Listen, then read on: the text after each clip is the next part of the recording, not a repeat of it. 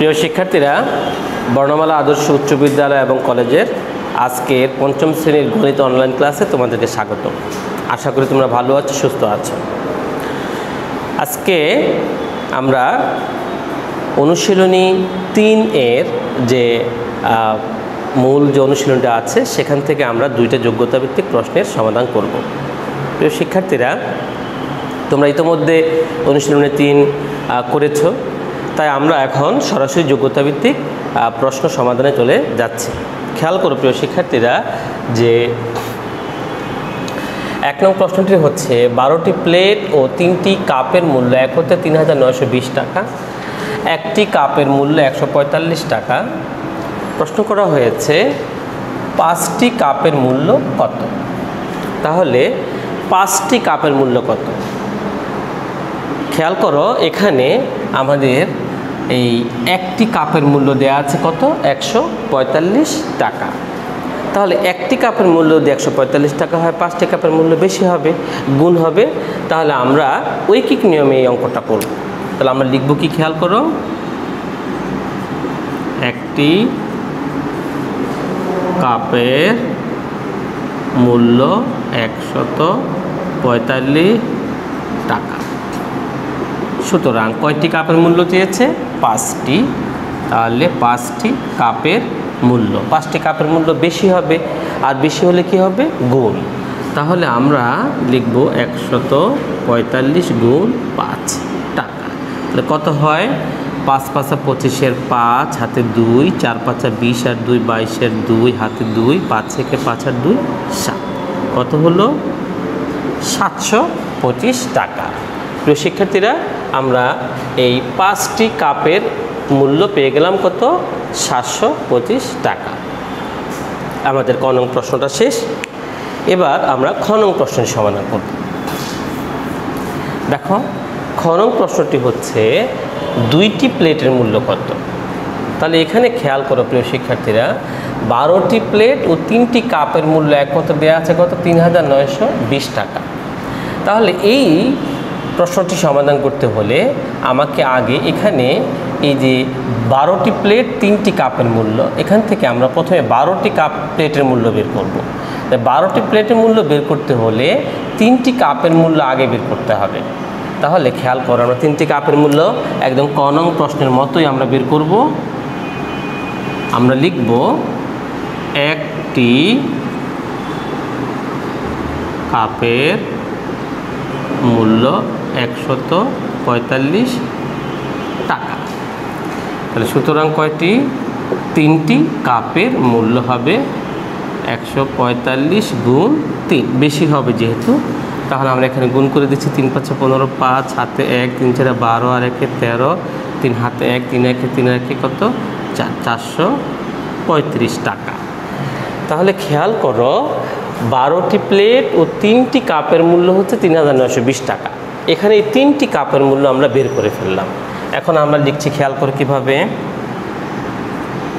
12টি plate ও 3টি কাপের মূল্য একত্রে কত? 3920 টাকা। এখানে আমরা 3টি কাপের মূল্য কত পেলাম? 435 টাকা। দেখো, আমরা নিচে লিখছি 3টি কাপের মূল্য কত? একত্রে 435 টাকা। তো আমরা যদি বিয়োগ করি, খেয়াল করো, এখানে 3টি কাপ বাদ হয়ে যাবে। কয়টি প্লেটের মূল্য থাকবে? 12টি প্লেটের মূল্য। আমরা লিখব সুতরাং 12টি প্লেটের মূল্য। তাহলে 12টি প্লেটের মূল্য তোমার নির্ণয় করতে হলে আমাকে বিয়োগ করতে হচ্ছে। আমরা এখানে বিয়োগ চিহ্ন দিচ্ছি।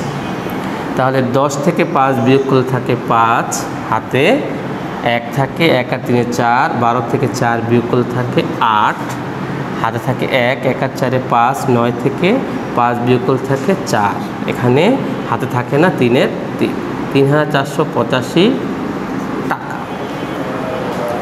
তাহলে 12টি প্লেটের মূল্য পেলাম কত? 3485 টাকা। আমাকে প্রশ্ন করা হয়েছে 2টি প্লেটের মূল্য কত। তাহলে আমরা প্রথমে এখান থেকে বের করব। সুতরাং একটি প্লেটের মূল্য, তাহলে একটি প্লেটের মূল্য কম হবে। কম হলে কি করব আমরা একটি প্লেটের মূল্য কম হইলে এই 3485কে আমরা এই 12 দিয়ে ভাগ করব। তা আমরা লিখব সুতরাং 2টি প্লেটের মূল্য। তাহলে একটি প্লেটের মূল্য যদি এই টাকাটা হয়, 2টি প্লেটের মূল্য আরও বেশি হবে, তার মানে গুণ।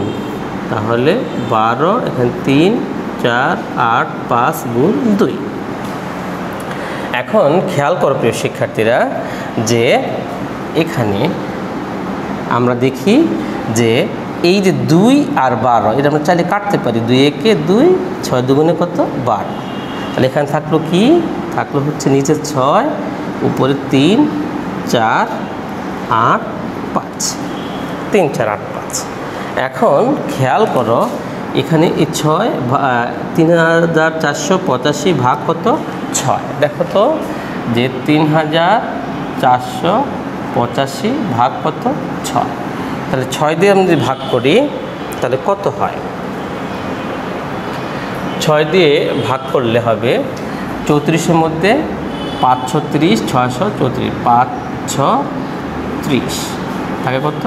4, এখানে কত? 8। তাহলে কত হলো? 6 8 48, থাকাটা কিছু নামলো কত? 5। তাহলে এখানে এই 5 নামলে এখানে একটা শূন্য দিতে হবে। কত? 580। তাহলে এই 580 কিন্তু এখানে কত রয়ে গেলে? কত? 5। তাহলে এই যে ভাগশেষ থাকবে 5। তাহলে আমরা কিভাবে লিখব? তাহলে লিখব 580 সমস্ত 6/5 টাকা।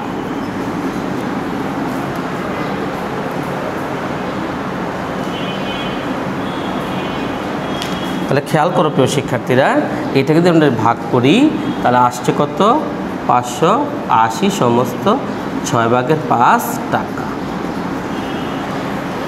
তাহলে আমাদের এই 2টি যে প্লেটের মূল্য কত, এই যে প্রশ্নটা করা হয়েছিল, সেই 2টি প্লেটের মূল্য আমরা পেয়ে গেলাম কত? 580 সমস্ত 6/5 টাকা। এখানে প্রিয় শিক্ষার্থীরা অনেক সময় প্রশ্নে বলা হয় 2টি প্লেট না একটি প্লেটের মূল্য কত। যদি একটি প্লেটের মূল্য প্রশ্ন আসতো তাহলে আমরা কি করতাম? তাহলে আমরা এখানে এই যে 3485কে এই যে 12 দিয়ে ভাগ করা হয়েছে, এটাই হতো একটি প্লেটের মূল্য। তাহলে একটি প্লেটের মূল্য, 2টি প্লেটের মূল্য যেটাই নির্ণয় করা হোক না কেন, একটি প্লেটের মূল্য আমরা নির্ণয় করার পরে অতঃপর আমরা 2টি বা 3টি বা 4টি প্লেটের মূল্য নির্ণয় করব। তার মানে আমরা এখানে 2টি প্লেটের মূল্য পেয়ে গেলাম কত? 580 সমস্ত 6/5 টাকা।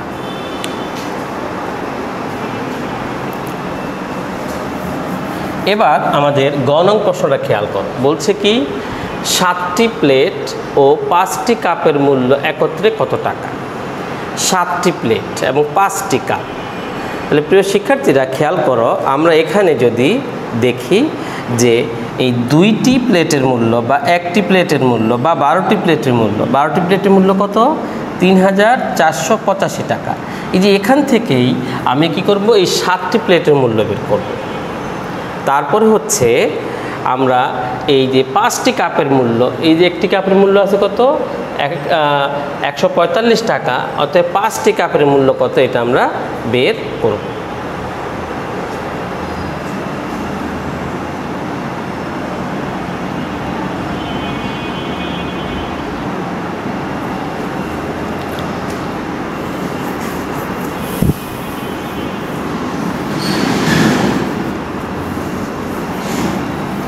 খেয়াল করো প্রিয় শিক্ষার্থীরা, আমরা এখন গ নং প্রশ্নটি সমাধান করছি।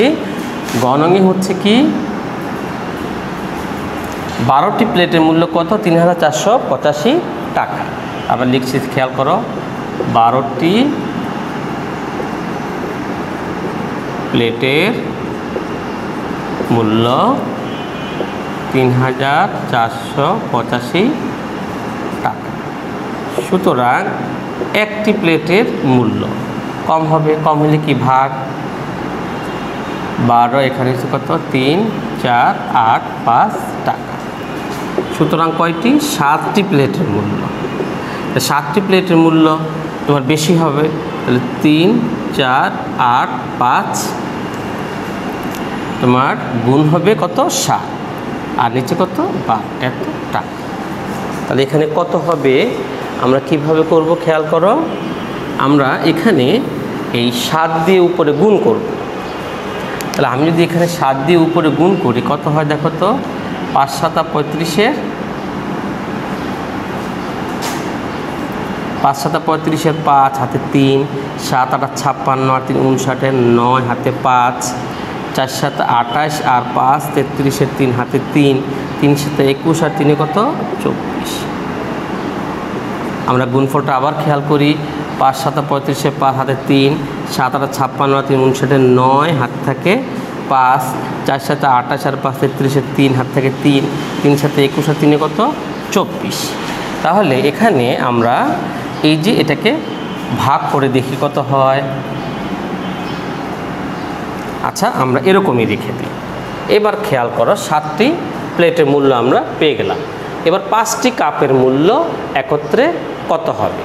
তো খেয়াল করো 5টি কাপ, তাহলে আমরা একটি কাপের মূল্য কত? 145। দেখো একটি কাপের মূল্য 145 টাকা। সুতরাং কয়টি কাপের মূল্য? 5টি কাপের মূল্য। বেশি হবে, বেশি হলে গুণ 145 গুণ 5 টাকা। কত হয়? 5 × 5 = 25, 5 হাতে কত? 2, 4 × 5 = 20, আর 2 × 22, 2 হাতে 2, 5 × 1 = 5, আর 2 কত? 7, 725 টাকা। তাহলে এখন খেয়াল করো আমাকে বলছে একত্রে কত, তাহলে আমরা কি করব? যোগ করব। তাহলে লিখব 7টি প্লেট ও 5টি কাপের মূল্য। সুতরাং 7টি প্লেট ও 5টি কাপের মূল্য একত্রে। একত্রে হলে কি হবে? আমাদের এইটা আর এটা কি হবে? যোগ হবে। তাহলে দেখো 12, 2, 24,395 যোগ 725। এখন খেয়াল করো এটা একটা ভগ্নাংশ, তাহলে আমরা ভাগ করে দেখি কত হয়। এখানে খেয়াল করো 12 দিয়ে আমরা ভাগ করবো কতকে? 24, 3, 9, 5। 12 24-এর মধ্যে 2 বার যায়, 12 দুগুণে কত? 24। এখানে থাকে না নাম্বার 3, তারপর আরেকবার নাম এলাম 2 করে, এখানে একটা 0। তাহলে 12 দুগুণে কত? 24, 3 × 12 = 36। 3 × 12 কত? 36। থাকে কত? এখানে 3, এখানে কত? 35। 12 দুগুণে কত? 24। তাহলে এখানে থাকে 1, এখানে থাকে কত? 1। তাহলে এইটাকে আমরা লিখতে পারি এভাবে, দেখো 2, 3, 12/11 টাকা। তাহলে খেয়াল করো আমরা এই যে এটাকে লিখব কি? 2032 সমস্ত 12/11। তাহলে 2032 সমস্ত 12/11 যোগ 725 টাকা। এখানে খেয়াল করো প্রিয় শিক্ষার্থীরা, এই যে এখানে 2032 সমস্ত 12/11 লিখলাম যোগ 725। এখানে এই 2032 এটা কিন্তু একটা পূর্ণ সংখ্যা। এইটা মানে হচ্ছে 2032 যোগ 12/11। তাহলে এখানে আমরা এই 2032 আর 725 যোগ করে দিলাম। তাহলে খেয়াল করো 2032 যোগ 725, তাহলে 5 আর 2 কত? 7, 3 আর 2 কত? 5, 7, 2, 7, 5, 7। তাহলে খেয়াল করো এই 2032 আর 775 যদি আমরা যোগ করি তাহলে কত হয়? 2, 5, 7, 5। আর এখানে সমস্ত হবে কি? 12/11। 12/11 টাকা। প্রিয় শিক্ষার্থীরা, আমরা এই 1 নং যে আমাদের যোগ্যতা ভিত্তিক প্রশ্নটি ছিল, সেই প্রশ্নটির সমাধান পেয়ে গেলাম। প্রিয় শিক্ষার্থীরা, আমরা একটি যোগ্যতা ভিত্তিক প্রশ্ন সমাধান করলাম। তোমরা খেয়াল করেছো আমরা বোর্ডে আরেকটি যোগ্যতা ভিত্তিক প্রশ্ন তুলেছি। সেই প্রশ্নটি হচ্ছে এরকম: জাহিদ বাজার থেকে 400 কেজি চাল, 265 টাকার সয়াবিন, 588 টাকার মাছ কিনলেন। প্রতি কেজি চালের মূল্য 38 টাকা। এখানে খেয়াল করো, তোমাকে যদি প্রশ্ন করা হয় যে চালের দাম কত, যদি এই প্রশ্নটুকু করা হয় তাহলে চালের দাম কত?